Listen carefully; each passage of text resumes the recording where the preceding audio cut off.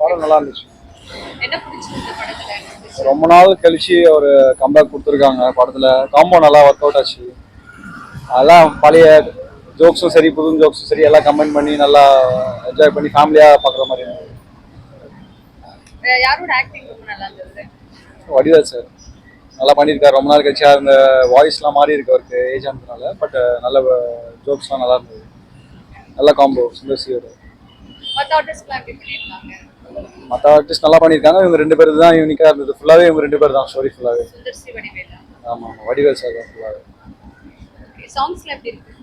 சாங்ஸ்லாம் ஓகே நல்லா நடிச்சிருக்காங்க. சூப்பராக இருக்கு. எப்படி இருக்கு? நல்லா இருக்கா படம்? நல்லா இருக்கு. காமெடி என்ன பிடிச்சிருந்தது படத்துல? காமெடி நல்லா இருக்கு. யாரோட ஆக்டிங் நல்லா இருக்கு? வடிவேல் நல்லா இருக்கு.